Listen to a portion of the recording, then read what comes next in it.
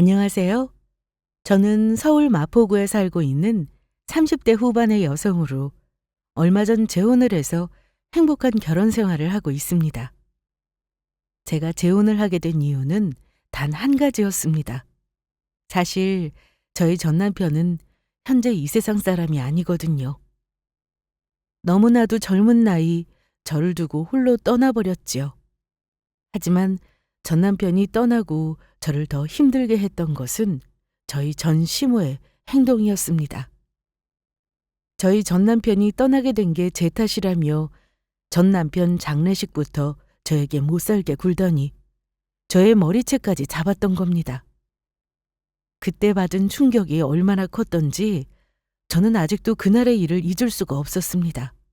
그 후 전 시모와 인연을 끊고 눈물 마를 날이 없었습니다. 그런데 그때 운명처럼 지금의 신랑을 만나게 되었고 전 다시 행복을 되찾을 수 있었어요. 그리고 제가 재혼을 하며 저희 전 시모가 저에게 숨겨왔던 엄청난 사실이 밝혀지는데요. 지금부터 그 사연을 여러분께 어떻게 된 일인지 말씀드려보려 합니다. 저희 전 남편은 정말 천사처럼 착한 좋은 사람이었습니다. 전 남편은 초등학교 교사였는데 저희 두 사람이 만나게 된 것은 직장인 봉사활동 단체에서였어요.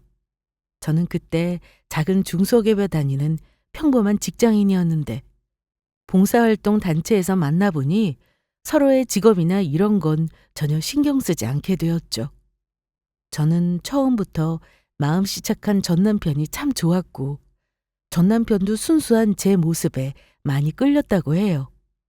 그래서 서로 친한 친구처럼 지내다가 자연스레 사귀게 되었고요. 저희는 결혼까지 약속하게 됩니다. 하지만 전 남편과 결혼을 약속한 후 전 걱정을 할 수밖에 없었습니다. 사실 저희 부모님은 제가 20대 때 두 분 다 일찍 돌아가셔서 안 계셨거든요. 게다가 물론 사람을 조건을 따져서 비교하면 안 되겠지만 직업도 그렇고 제가 전 남편보다 잘난 게 없으니 시어머니를 만나기 전부터 걱정이 되었던 겁니다. 게다가 시어머니는 시아버지를 일찍 보내시고 혼자 힘들게 전 남편을 키워왔던 분이니 며느리에 대한 기대가 클지 모르겠다고 생각했습니다. 하지만 시어머니를 만나자마자 모든 생각이 바뀌고 말았어요. 저희 두 사람의 결혼을 반대하실 줄 알았던 전 시어머니께서 저를 몹시 마음에 들어 하시며 잘해주셨던 거예요. 그래서 저는 전 남편과 결혼식까지 순탄하게 잘 준비하게 되었어요. 그리고 결혼을 얼마 앞두고 전 시어머니는 제 손을 꼭 잡으며 말씀하셨습니다. 다혜야, 그동안 부모님 없이 혼자 사느라 힘들었지? 그동안 어떻게 살았을지 네가 말하지 않아도 짐작이 간다. 앞으로는 우리 한 식구가 되는 거니까 서로 의지하며 잘 지내보자. 나도 네 시어미가 아니라 너를 딸로 생각하고 엄마가 돼서 잘해줄 테니까. 내 말 무슨 뜻인지 알지? 네, 어머니. 정말 감사합니다. 저도 어머니께 잘할게요. 부족한 저를 며느리로 받아주셔서 정말 감사합니다. 시어머니는 정말로 제가 전 남편과 결혼 후 저를 며느리가 아닌 친딸처럼 대하며 잘해주셨습니다. 시댁에 가서 물 한 방울 묻힌 적이 없을 정도였으니까요. 게다가 착하고 저만을 위해주는 남편 덕에 결혼 생활이 매일 행복했습니다. 여보, 이게 꿈은 아니겠지? 무슨 꿈? 당신처럼 좋은 남편에 다정한 시어머니까지. 나 부모님 살아계실 때 이후 이렇게 행복한 적 처음이야. 그래서 매일이 꿈만 같아. 그런 소리가 어디 있어. 그래도 당신이 행복하다니까 나도 기분 좋다. 우리 앞으로도 지금처럼 행복하게 살자. 응, 그러자. 그 이후 전 다니던 회사를 관두게 되었습니다. 전 남편이며 시어머니며 힘들면 굳이 직장 생활하지 않아도 된다고 했고 저도 사실 직장 생활보다는 집에서 살림하는 일이 더 즐거웠거든요. 하지만 그런 저희 행복한 결혼 생활에 조금 문제가 있다면 결혼한 지 3년이 지나도록 아이가 생기지 않는다는 것이었습니다. 그래서 전 남편과 저는 안 되겠다는 생각에 병원을 찾아가 보기로 했죠. 그런데 그때 저희 인생에 상상하고 싶지 않은 큰 불행이 찾아왔습니다. 전 남편이 집에 도착할 퇴근 시간이 다 돼서 저는 저녁을 차려놓고 기다리고 있었는데 이상하게 아무리 기다려도 남편이 오지를 않는 것이었어요. 그리고 그때 마침 전 남편 핸드폰 번호로 전화가 와서 받게 되었죠. 여보, 왜 이렇게 안 와? 당신이 좋아하는 청국장 끓여놨단 말이야. 핸드폰 주인분 보호자 되시나요? 지금 핸드폰 주인분이 교통사고 나서 병원으로 이송 중에 있는데 빨리 와주셔야 할 것 같습니다. 네? 저희 남편이 교통사고라니 그게 무슨 말씀이세요? 저에게 전화를 걸었던 사람은 저희 남편이 아닌 119 구급대원이었습니다. 전 남편이 교통사고를 크게 당해 병원으로 실려가고 있다는 말이었죠. 그래서 저는 시어머니에게 연락을 하고 급히 병원으로 달려가게 되었습니다. 하지만 저희 남편은 제가 병원에 도착하고 1시간도 되지 않아 세상을 떠났습니다. 그때의 충격이란 이루 말할 수 없었죠. 그냥 제 심장이 멎는 기분이었으니까요. 거짓말이야? 사람이 어떻게 이렇게 허무하게 죽어? 어떻게 이렇게 쉽게 죽냐고? 이럴 순 없어. 거짓말이라고. 거짓말이라고. 전 남편은 횡단보도를 건너려는 아이에게 돌진해 오는 차를 보고 아이를 구하려다가 세상을 떠난 것이라고 하더라고요. 전 남편을 친 운전자가 술을 많이 마신 상태였다고 합니다. 나중에 남편을 치여 죽게 만든 운전자가 처벌을 받으며 피해 보상을 받긴 했지만 전부 다 소용없게 느껴졌습니다. 그 운전자가 처벌을 받고 내가 보상을 받는다고 해도 전 남편이 돌아오는 게 아니었으니까요. 그때는 정말 살고 싶지 않은 마음이었습니다. 제가 세상에서 가장 사랑했던 사람이 떠나니 삶의 의지를 놓아버렸다고나 할까요? 전 남편의 빈소 앞을 지키는데도 전 남편이 죽었다는 사실이 믿기지도 않고 장례식장 안으로 당장이라도 살아서 들어올 것 같았죠. 시어머니도 저와 같은 마음인지 하염없이 울기만 하셨습니다. 그런데 생각지 못한 일이 벌어진 건 바로 그때였어요.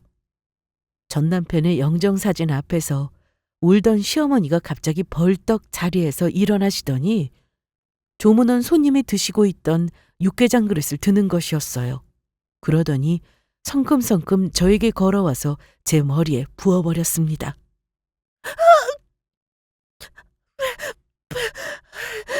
어머니, 갑자기 왜 이러세요?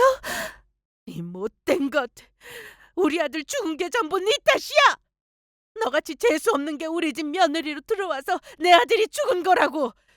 너 당장 내 아들 살려내. 하나밖에 없는 내 아들 살려내라고. 그날 시어머니는 제 머리채까지 잡으셨습니다.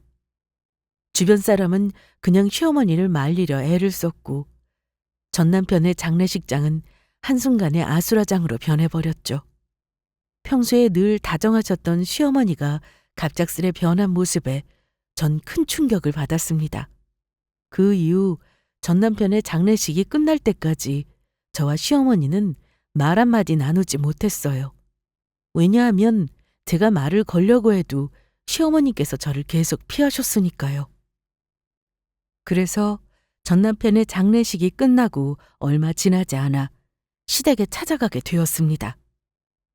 전 남편의 장례식 이후 시어머니께서 계속해 제 전화를 받지 않으셨거든요. 그래서 혹시 시어머니께서 혼자 계시다가 무슨 일이 생긴 건 아닌지 걱정이 되었던 겁니다.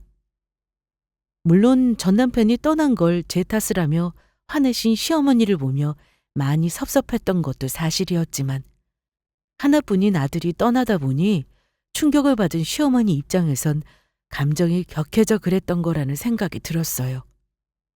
마음이 너무 힘든 나머지 충분히 잠시 그러실 수 있다고 생각했던 겁니다. 그렇게 저는 시어머니를 찾아가게 되었고 현관문 벨을 누르게 되었죠. 그런데 전 시어머니는 현관문을 열고 나오시자마자 갑자기 저한테 소금을 뿌렸던 겁니다. 네 아들 잡아먹은 것이 어딜 찾아와? 네가 무슨 낯짝으로 여길 찾아왔냐고. 집안에 여자 하나 잘못 들이면 집안이 망한다더니 네가 딱 끝적이다. 어머니, 어떻게 저한테 그런 말씀을 하실 수 있으세요? 전 어머니가 전화를 안 받으셔서 혹시 무슨 일 생겼나 걱정돼서 찾아왔는데. 그걸 네 것이 왜 걱정하는데? 너 혹시 내 재산 노리고 내 옆에 붙어 있으려고 찾아온 거냐? 돈 좀 있는 늙은이 아들도 죽었겠다. 내가 죽으면 재산 물려줄 사람도 없을 것 같고 하니 나 죽으면 내 재산 홀랑 다 뺏어 먹으려고 찾아온 거냐고? 네 것이 아무리 내 옆에 붙어 있어봤자 땡전 아픈 줄 마음 없으니까 정신 차리는 게 좋을 거다.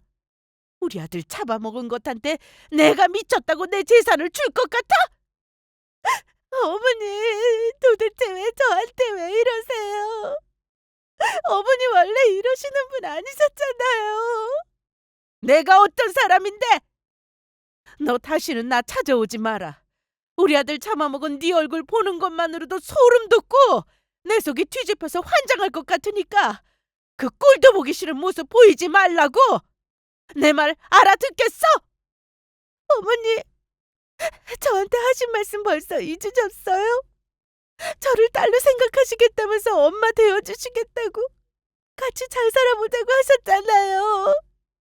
이게 싫다고 하면 알아듣고 그만하는 게 아니라 어디서 시끄럽게 징징 짜고 있어? 재수없게. 그리곤 전 시어머니는 소금이 든 바가지를 제 얼굴에 부어버리셨습니다. 그래서 제 몸은 소금밭이 되고 말았죠. 시어머니는 울고 있는 제 모습에도 아랑곳하지 않고 현관문을 매정하게 닫아버리셨습니다. 그래서 저는 서럽고 슬픈 마음에 그 앞에서 몇 시간을 울었는지 몰라요. 전 시어머니에게 문을 열어달라고 제 말 좀 들어달라고 사정하면서요. 저는 시어머니와의 인연을 쉽게 끝내고 싶지 않았거든요. 절 아무리 미워하고 싫다고 해도 저에게 남은 유일한 가족은 이 세상에 전 시어머니 한 분뿐이었으니까요. 그리고 시어머니도 전 남편이 떠난 충격에 힘들어서 그런 것이라는 생각에 시어머니의 마음이 풀리길 기다리기로 했습니다. 그래서 그날부터 시댁을 매일 찾아갔어요. 그것도 시어머니 건강이 너무 걱정돼서 어머니가 드실 반찬을 해갔죠. 단 한 번도 시어머니는 그런 저에게 문을 열어주신 적이 없었지만요. 그러던 어느 날, 그날도 반찬을 해서 시댁 앞에 가서 시어머니가 문을 열어주기를 기다리고 있는데 갑자기 제 앞에 경찰분들이 나타났던 겁니다. 그래서 저는 몹시 당황하고 말았죠. 저 죄송한데 경찰에 신고가 들어와서 같이 서까지 가주셔야겠습니다. 예? 제가 뭘 잘못했다고...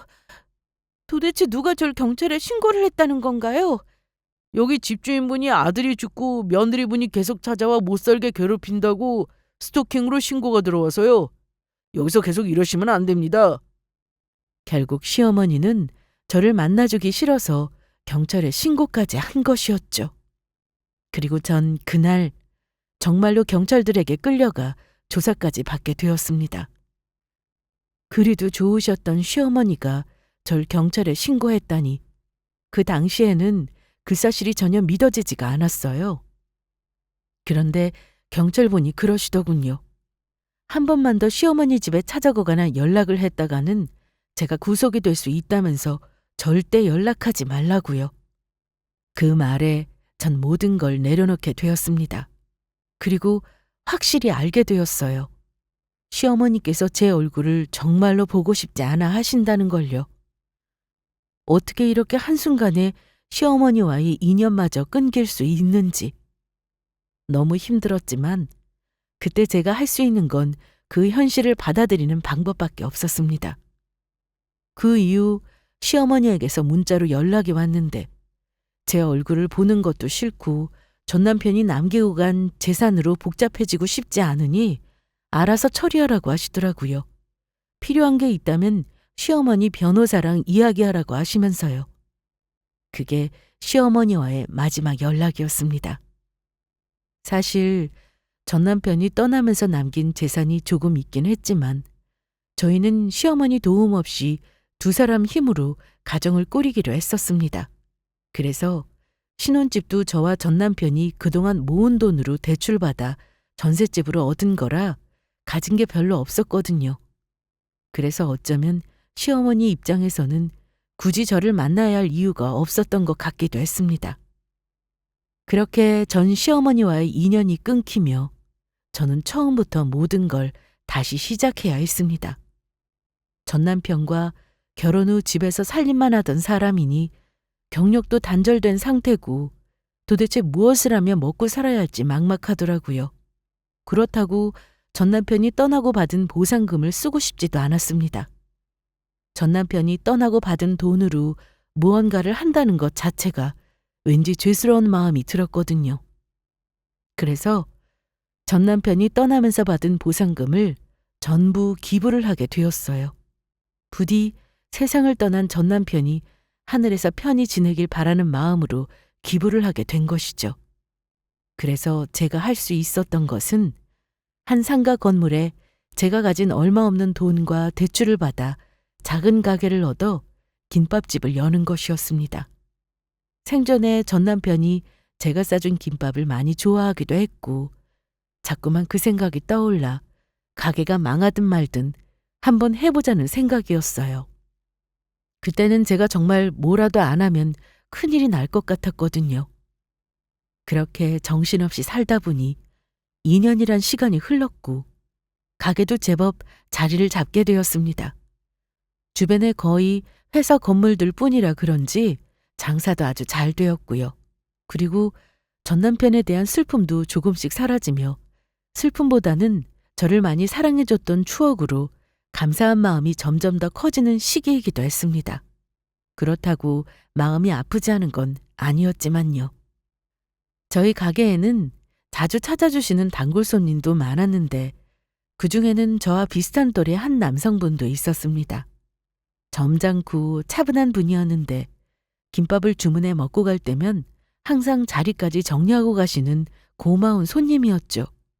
그런데 나중에 알고 보니 그 단골 남성 손님이 저희 가게가 있는 건물 위층에서 한의원을 운영하시는 한의사 선생님이셨더라고요.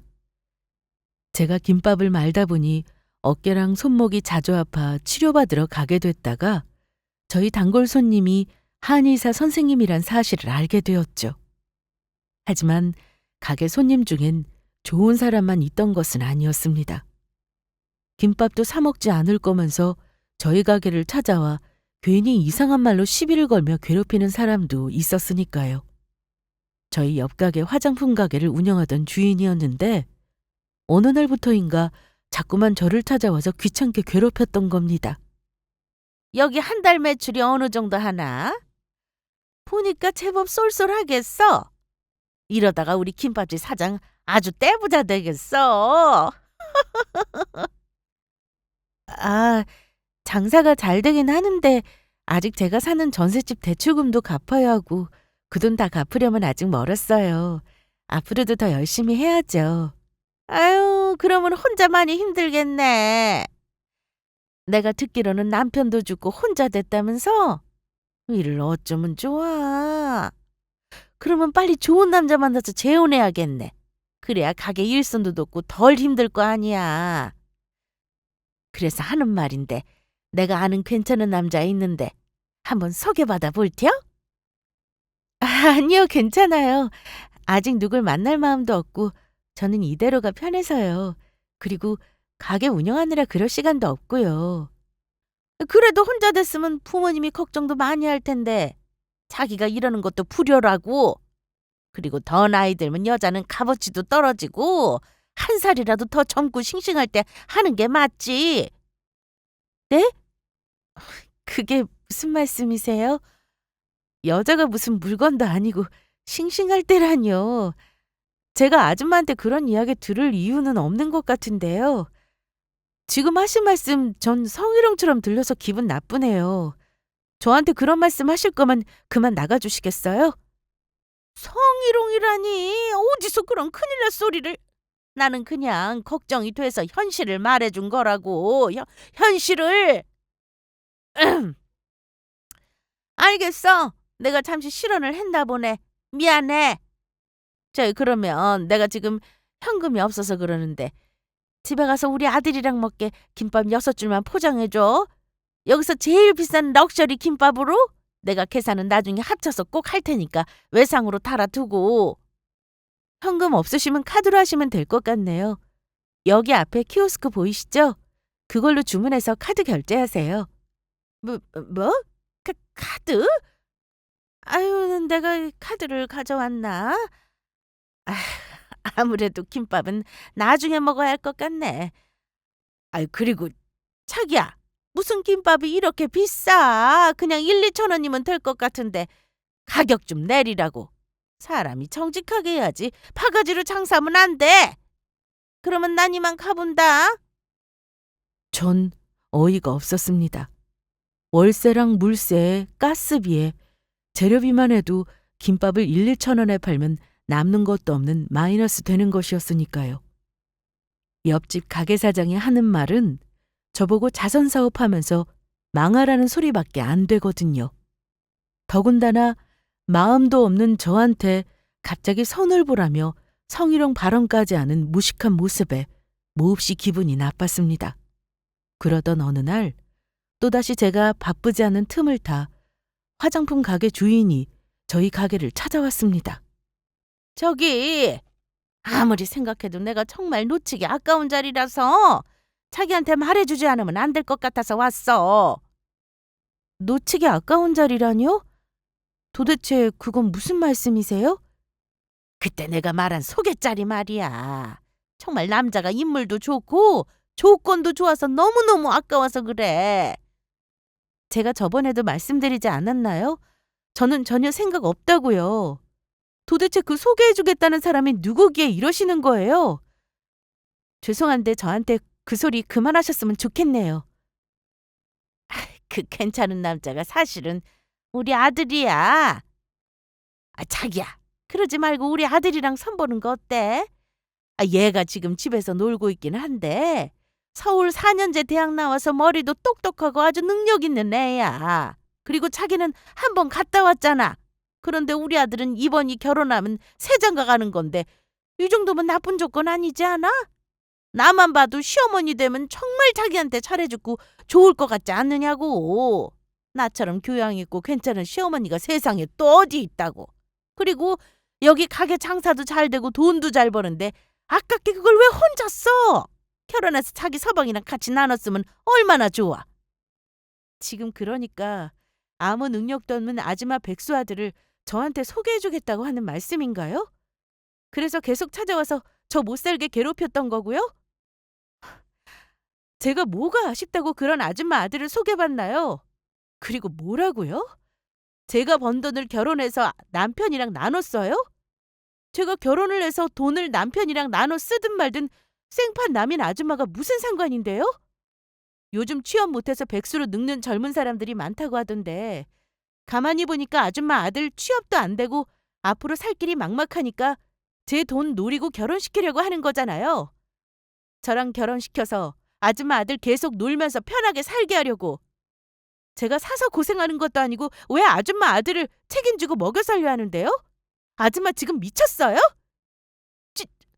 지금 나한테 미쳤다고 하는 거야? 이게 남편도 죽고 혼자라고 해서 불쌍해서 잘해주려고 했더니 어디서 막말이야! 그리고 어른이 소개 한번 받아보라면 받아보는 거지. 무슨 말이 그렇게 많아? 네가 내가 누군지 몰라서 그러는 것 같은데 내가 여기 건물주 남동생이랑 아주 막역한 친구 사이라고. 내가 그 친구한테 말해서 너 이 건물에서 가게 빼게 해 만들어줄까? 아줌마, 어디서 그런 무식한 헛소리를 하세요? 요즘은 법적으로 정해져서 아무리 건물주라도 함부로 가게 못 빼게 하는 거 모르나 봐요? 당신 하는 소리 하나도 안 무서우니까 그런 소리 하려거든 내가 가서 나가! 경찰에 영업방해로 신고하기 전에. 영업방해? 당신? 너 진짜 나한테 혼나볼래? 그렇게 말하며 화장품 가게 주인이 제 머리채를 잡으려고 했습니다. 그런데 순간 저를 대신해 나서주는 사람이 있었어요. 다름 아닌 저희 가게 단골 손님인 한의사 선생님이었죠. 지금 남의 가게 와서 깽판이나 치고 뭐하는 짓입니까? 아줌마 저번부터 보니까 여기 김밥집 사장님 가게 와서 이상한 소리 하면서 괴롭히던데 정말로 혼나고 싶어서 이러는 겁니까? 방금 협박하면서 폭력까지 쓰려고 했죠?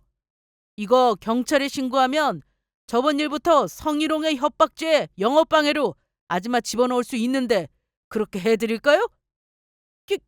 경찰에 신고라뇨? 제가 언제 협박을 했다고 그럽니까? 내가 얼마나 착하게 살았는데? 제 두 눈으로 똑똑히 보고 귀로 분명히 들었습니다.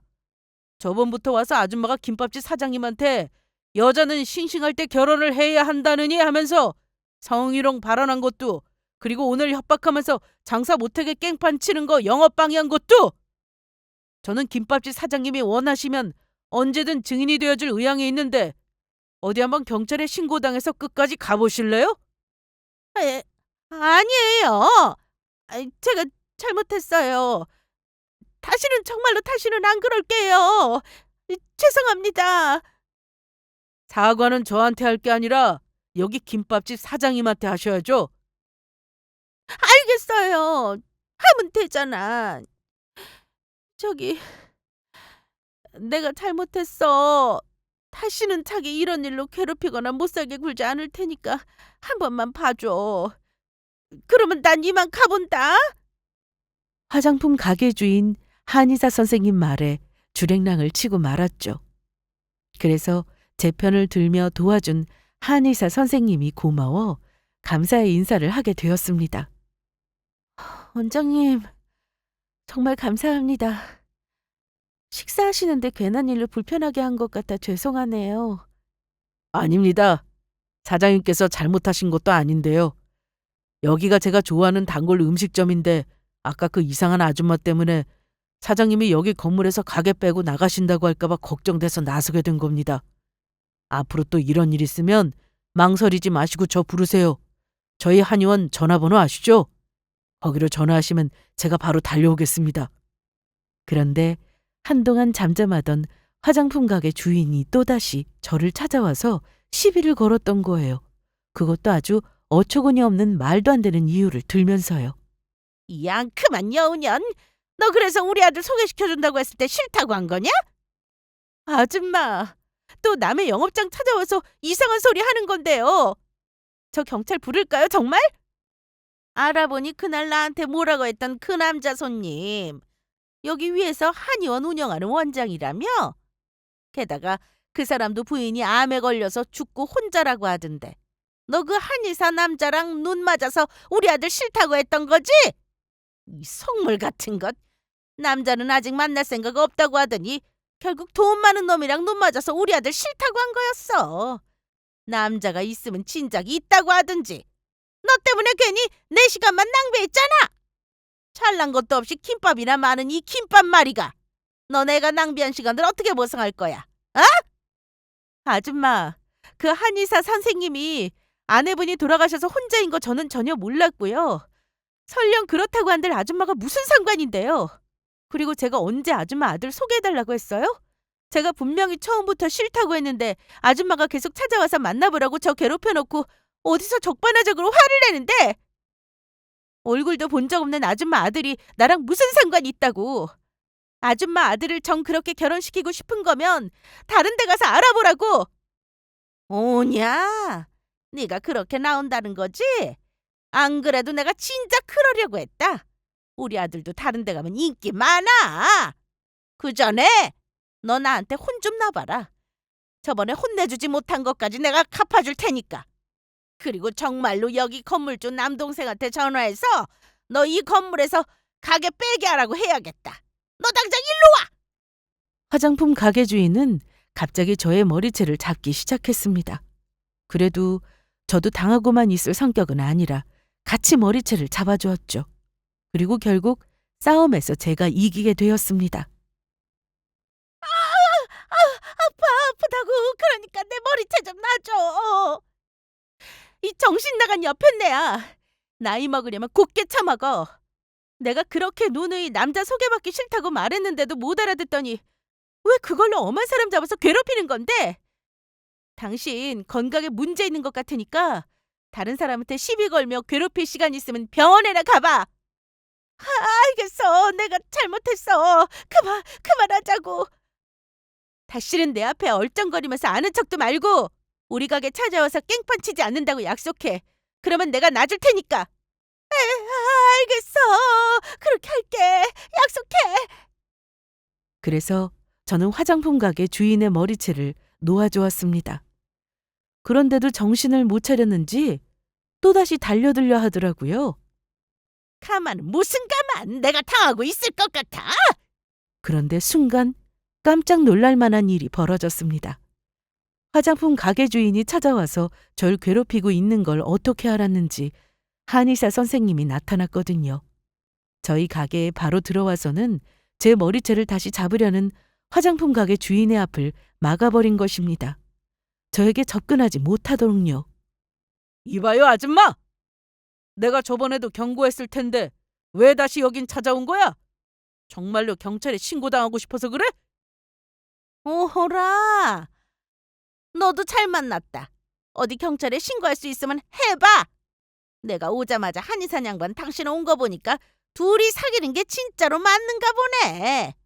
그래서 김밥이나 많은 별 볼 일 없는 것이 우리 아들 싫다고 한 게 맞았어. 그리고 내가 그날은 경찰에 신고한다는 말에 잠시 겁먹어 그랬던 거지만 아무리 생각해도 그런 거로 신고당해서 경찰에 끌려갔다는 사람을 내 주변에서 본 적이 없거든. 그러니까 어디 경찰에 신고할 수 있으면 해봐. 하나도 안 무서우니까. 그 전에 내가 니들 둘 이 건물에서 가게 빼게 만들어주겠어. 내가 이 김밥 많은 것한테는 말했지만 여기 건물주 남동생이 나랑 아주 친한 친구라고. 그래. 내가 여기 김밥집 사장님이랑 사귄다. 그래서 당신이 뭐 보태준 거 있어? 그러니까 당신 내 여자 건드리면서 괴롭히지 말라고. 그리고 내가 웬만하면 참고 넘어가려고 했는데 당신 도저히 안 되겠어. 당신이야말로 이 건물에서 가게 당장 빼. 네가 뭔데 어디서 내 가게를 빼라 말아야. 네 놈이 여기 건물주라도 되냐? 그래봤자 여기 건물에 새들어 장사나 하는 놈 주제? 내가 여기 건물주는 아니더라도 여기 건물주 아들이다. 그러니까 당신 우리 엄마한테 말해서 가게 빼게 만들 테니까 그렇게 하라. 당신같이 정신 나간 여자 더는 우리 엄마 건물에서 장사 못하게 만들어주겠어. 건물주 아들? 그래. 내가 여기 건물주 아들이다. 그리고 뭐? 우리 삼촌이랑 친한 친구 사이라고? 그런데 이걸 어쩌나. 우리 삼촌 하도 말썽만 피우고 다녀서 연 끊은 지 오래인데. 그러니까 당신이 우리 삼촌한테 나랑 여기 김밥집 사장님이랑 쫓아내달라고 백날 말해봐. 우리 엄마가 당신을 쫓아내면 쫓아냈지 자식인 나랑 미래 며느리인 여기 김밥집 사장님을 쫓아낼 일은 영원히 없을 테니까. 내가 우리 엄마 물어서 알아보니까 당신 지금 가게세도 못 내서 임대료도 많이 밀렸다며? 거기다가 당신 아들 대학 졸업한 다음에 취업도 못하고 집에서 놀면서 쉬고 있다면서? 지금 그래서 김밥 사장님 가게가 장사도 잘 되고 돈도 잘 버는 것 같으니까 그거 노리고 능력 없는 당신 백수 아들이랑 결혼시키려고 괴롭혔던 거잖아. 당신 아들 김밥집 사장님한테 결혼시켜서 빨대 꽂고 살게 하려고. 그러다가 지금 나랑 사귀는 것 같으니까 남의 가게 와서 심통 부리는 거 누가 모를 줄 알아? 내 말이 틀렸어? 제가 잘못했습니다. 다시는 와서 안 괴롭힐게요. 원장님이 여기 건물 사장님 아들에다가 여기 김밥집 사장님이 미래 며느리가 되실 분인 줄 모르고 그랬습니다. 제발 한 번만 봐주세요. 가게 장사도 안 되고 아들놈도 정신도 못 차리고 매일 집에만 놀고 있으니 제가 속이 상해서 그랬습니다. 부러워서 그랬다고요. 부러우면 아무 죄 없는 사람 찾아서 괴롭혀도 되는 거야? 당신 잘못한 거 그대로 돌려줄 테니까 어디 단단히 각오하라고. 그러자 이번에는 화장품 가게 주인이 저를 잡고 매달렸습니다. 사장님, 이렇게 부탁할게요. 그러니까 남자친구한테 말 좀 잘해서 나 좀 쫓아내지 말아달라고 그래. 우리가 어디 하루 이틀 본 사이야? 자기 그렇게 해줄 거지? 아줌마, 내가 미쳤어? 내가 뭐가 아쉬워서 아무 죄 없는 나 괴롭힌 아줌마를 도와주겠냐고. 나 아줌마 정말로 경찰에 영업방해랑 협박죄 성희롱으로 신고할 테니까 아무 죄 없는 사람 괴롭히면 어떻게 되는지 어디 한번 느껴봐. 그리고 저는 그날 화장품 가게 주인을 경찰에 정말로 협박죄, 성희롱에 영업방해로 신고를 했습니다. 처음에야 모르고 당했다지만 2번은 절대로 봐줄 수가 없었거든요. 그리고 화장품 가게 주인이 저희 가게로 와서 저를 괴롭힌 내용이 담긴 가게 CCTV 영상이랑 한의사 선생님의 증언으로 화장품 가게 주인은 처벌을 받게 되었습니다. 게다가 화장품 가게 주인은 오래도록 건물 임대료도 밀린 상황이었는지 얼마 지나지 않아 정말로 건물에서까지 쫓겨나게 되었어요. 그리고 그날 알고 보니 한의사 선생님이 바로 달려올 수 있었던 게 한의사 선생님 한의원에서 근무하는 간호사 선생님이 저희 가게 김밥을 사러 왔었나 보더라고요. 그런데 저랑 화장품 가게 주인이 싸우는 걸 보고 놀라 곧바로 한의원으로 올라가 한의사 선생님께 이야기를 전한 것 같았습니다. 그리고 그 소식을 듣고 한의사 선생님이 바로 내려오게 된 것이고요. 그래서 저는 그날 저를 도와준 한의원 선생님께 감사함도 전할 겸 비싼 고깃집에서 식사를 대접하게 되었습니다. 한 가지 의문 나는 점도 물을 겸 해서요. 제가 별로 한 것도 없는데 이렇게 얻어먹어도 되는지 모르겠네요. 아니에요. 원장님이 그때 도와주셔서 그 화장품 가게 주인 일도 잘 마무리하고 더는 저 찾아와 괴롭힐 사람도 없으니 속 시원한 마음인걸요. 그런데 한 가지 원장님께 여쭤보고 싶은 게 있는데 왜 그날 화장품 가게 사장한테 제 남자친구라고 하셨던 거예요? 아, 그게 사실은 화장품 가게 주인이 사장님을 너무 괴롭히니 화가 나서 했던 것도 있고 저 사실은 사장님 좋아합니다. 그래서 저도 모르게 그런 말이 나와버렸나 봐요. 그래서 하는 말인데 사장님 괜찮으시면 저랑 데이트 몇 번만 해주시면 안 될까요?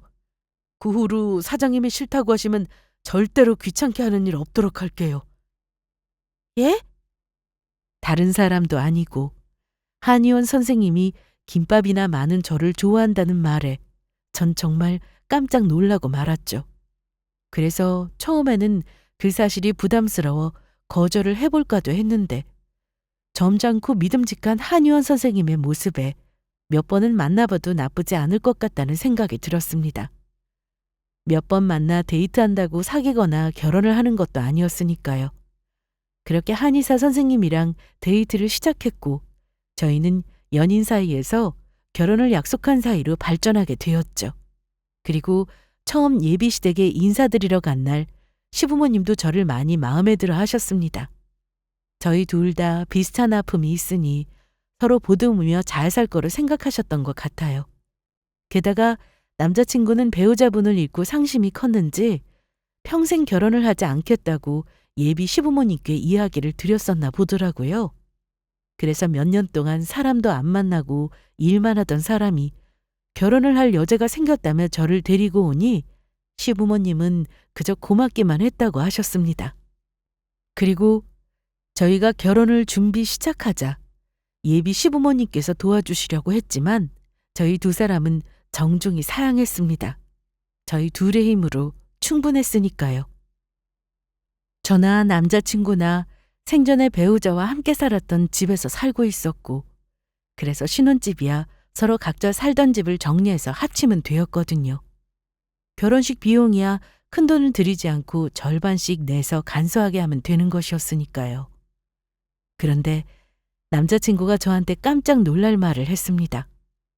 남자친구가 저희 집 신혼집이며 혼수의 결혼식장 비용까지 전부 본인이 책임지겠다고 하더라고요. 자기는 몇 년 동안 일만 해서 모아둔 돈도 있고 아무 걱정하지 말라는 것이었죠. 하지만 너무 미안한 마음에 제가 해줄 수 있는 게 뭐가 있을까 생각하다가 저희가 예약한 결혼식장 비용이라도 제가 내자고 생각을 했습니다. 게다가 남자친구는 저희 결혼 반지로 제가 살면서 평생 껴보지도 못할 정말 비싼 반지로 해줬으니까요. 이렇게 받기만 하는 건 아니란 생각이었어요. 그래서 제가 남자친구에게 결혼식장 비용이라도 내겠다고 이야기를 꺼내게 되었는데 남자친구가 그동안 숨겨왔던 엄청난 사실을 저에게 알려주었습니다. 자기야, 내가 지금 꼭 하고 싶은 말이 있는데 너무 놀라지 말고 들어. 지금 이야기하지 않으면 두고두고 후회할 것 같아서 그래. 뭔데? 뭔데 이렇게 심각하게 분위기를 잡고 그래? 우리 결혼식장 비용 자기가 걱정하지 않아도 돼. 이미 자기 대신 내준다는 사람이 있으니까. 그리고 우리 결혼 반지 사실은 내가 맞춘 거 아니야. 우리 결혼식장 비용 내주시기로 하신 분이 내주신 거야. 어? 도대체 그게 무슨 소리야? 우리 결혼식장 비용을 내주겠다는 사람이 있다니? 그리고 결혼 반지를 자기가 해준 게 아니라고? 남자친구의 말에 처음엔 저희 결혼식장을 비용을 내주겠다며 저희 결혼 반지를 해준 것이 예비 시부모님인가 싶었습니다. 하지만 그러면 남자친구가 굳이 심각한 분위기까지 잡으며 말할 이유가 없겠다는 생각이 들었죠. 사실 우리 결혼식장 비용 내주기로 하면서 결혼 반지 해준 사람 자기 전 시어머니셔. 뭐라고? 어머니가? 그래. 자기가 당신한테는 딸 같은 존재라고 친자식이나 다름없다면서 꼭 해주고 싶다고 나한테 간곡히 부탁하셨어. 그것도 한의원으로 직접 찾아오셔서. 내가 자기랑 시어머니 사이가 어땠는지 몰랐다면 거절했을 텐데 자기한테 들어서 누구보다 잘 아니까 허락해 드릴 수밖에 없었어. 그리고 이건 자기 전 시어머니께서 본인 돌아가시면 그때 전해주라고 하셨는데 그동안 돈을 모아두셨던 통장인가 봐. 뭐 나중에 세금 문제랑 전부 해결은 해야겠지만 자기 앞으로 이미 유언장을 법정 공증까지 받아서 남겨놓으셨더라고. 본인 재산 전부 자기한테 남긴다고. 이 통장은 혹시나 급할 때 쓰라면서 주셨어. 그리고 이건 자기 전 시어머니가 세상 떠나면 자기한테 주라고 하면서 남기신 편지야. 저는 남자친구가 저에게 건네준 전 시어머니의 편지를 떨리는 손으로 펼쳐 읽게 되었습니다. 사랑하는 나의 며느리 다혜야. 그때 널 매정하게 내쫓은 게 아직도 마음에 걸리는구나. 그런데 내 입장에선 어쩔 수가 없었어. 그렇게 안 하면 다혜 네가 재혼도 안 하고 내 옆에서 평생 있을 것 같았거든. 물론 다혜 네가 내 곁에 있어주면 나야 좋겠지만 아직 젊은 네가 우리 아들도 못 있고 나 때문에 네 인생을 살지 못하게 될까 봐 겁이 났다. 그래서 그렇게 너한테 모진 소리를 하면서 쫓아낼 수밖에 없었다. 그러니까 다혜야, 내가 그때 했던 말들은 너무 마음에 담아두지 말고 행복하게 잘 살길 바란다. 다혜야, 짧은 시간이었지만 내 며느리로 있어줘서 정말 고마웠다. 그러니 부디 우리 아들 목까지 네가 행복하게 살아주길 바라마. 저는 전 시어머니의 편지에 그만 눈물을 흘릴 수밖에 없었습니다. 전 시어머니는 제가 전 남편을 잊고 새 출발을 하길 바라는 마음에서 그렇게 매정하게 내쫓으셨던 것입니다. 그래서 전 남자친구의 말이 끝나자마자 전 시어머니 댁으로 달려갔습니다. 하지만 이미 전 시어머니는 이사가 그 집에 살지 않은 상태였고 남자친구가 알게 된 전 시어머니 전화번호로 연락을 해도 받지를 않으셨어요. 하지만 저는 전 시어머니를 다시 만날 수 있는 날을 알고 있었습니다. 전 시어머니께서 분명히 제 결혼식에 와주실 거라 믿었거든요. 그렇게 전 남편을 떠나보낸 3년이 지난 어느 날, 저는 저희 결혼식장에서 전 시어머니가 찾아오기만을 기다렸습니다. 그렇게 결혼식은 시작되었고, 역시나 제 예상대로 멀리서 제 결혼식을 몰래 보고 계신 전 시어머니를 발견할 수 있었어요. 하지만 결혼식 도중이라 시어머니를 잡고 싶어도 잡을 수가 없었습니다. 하지만 상관없었어요. 제가 이미 신랑 남편 친구들에게 저희 전 시어머니 사진을 보여주면서 보게 되면 꼭 좀 붙잡고 있어달라고 부탁했거든요. 그리고 제 결혼식이 끝나자마자 시어머니는 재빨리 도망가시려고 했습니다. 하지만 저희 남편 친구들에게 붙잡히고 말았죠. 그래서 저는 결혼식이 끝나자마자 전 시어머니에게 달려가 말했어요. 어머니, 어딜 가세요? 오해하지 마라. 우리 아들은 죽고 없는데 네 것이 혼자 행복하겠다고 재혼한다고 해서 내가 깽판 치러 왔다가 그냥 가는 거니까 고마운지는 알아. 네가 얼마나 잘 사는지 앞으로 어디 두고 보자. 어머니, 저 다 알아요. 어머니 지금 저 결혼식 축하해 주려고 몰래 보러 오신 거잖아요. 그게 무슨 말도 안 되는 소리야. 우리 아들 잡아먹은 것을 내가 뭐가 예쁘다고 축하해 주러 와. 전 시어머니 말에 저는 제 결혼 반지를 보여드렸습니다. 그러면 왜 저 결혼 반지 해주신 건데요? 그리고 어머니 재산은 왜 저한테 전부 남긴다고 유언장까지 쓰신 건데요? 저희 신랑한테 어머니 통장은 왜 맡겼냐고요? 이미 신랑한테 들어서 다 알고 있어요. 어머니 저 재혼해도 우리 시어머니 며느리 관계 말고 딸이랑 엄마 관계로 만나면서 지낼 수 있는 거잖아요. 저 어머니 딸이라면서요. 그러니까 어머니가 제 엄마 해주시면 안 돼요? 딸이 부탁하는데 그것도 못 들어주냐고요. 그러자 전 시어머니는 뒤돌아서서 말씀하셨습니다. 이미 전 시어머니 두 눈가에도 눈물이 흐르고 있었어요. 이 맹추야. 나 같은 늙은이를 엄마로 둬서 뭐하게. 앞으로 네가 내 딸 해봤자 나중에 내 병수발밖에 더 들겠어?